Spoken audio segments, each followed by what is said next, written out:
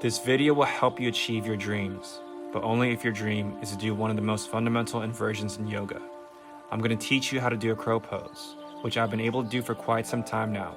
But the way this video differs is that I will provide you with exercises that will help you on your journey outside of just getting the right technique down.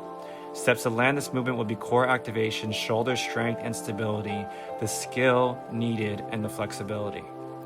Step 1, core activation. You're going to need to learn how to actively engage your abdomen properly to keep your body tight and to stay balanced. You can do this by going into the beast position and starting to pull your hands towards your feet and your feet towards your hands. You should start to feel your abs engage and notice how you feel more balanced with the proper tension in your body. You can also try this activation with the 8-point plank. When you get into the position, pull your elbows to the knees and the knees towards the elbows. This is my favorite plank position to isolate the abdomen. It's best to do these core movements for time, trying to do 3 sets for around 30 seconds each, but start increasing by 5 to 10 second increments if that's too easy for you. Make sure you create as much tension as you possibly can with each of these movements. Step 2, shoulder strength and stability. You want to make sure that you're strong enough to hold that position.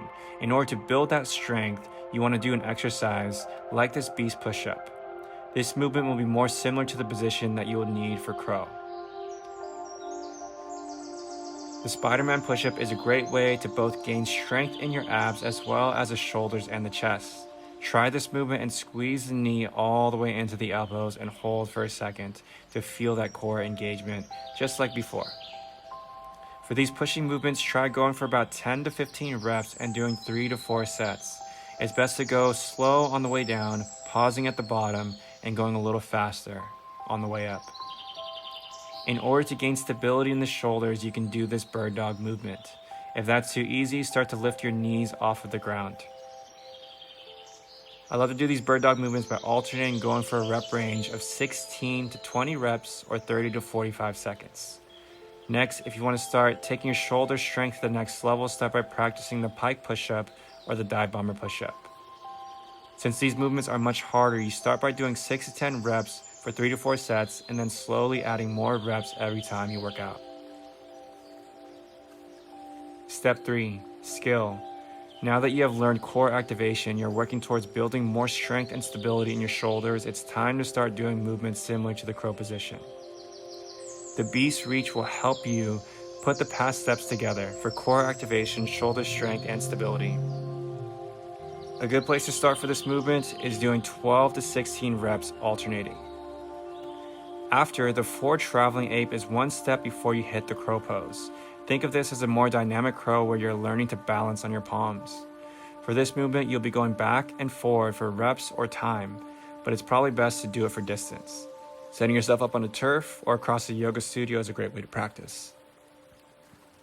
The ape reach offers a great counter pose to the crow position, so make sure you incorporate movements like that in order to keep your body feeling balanced.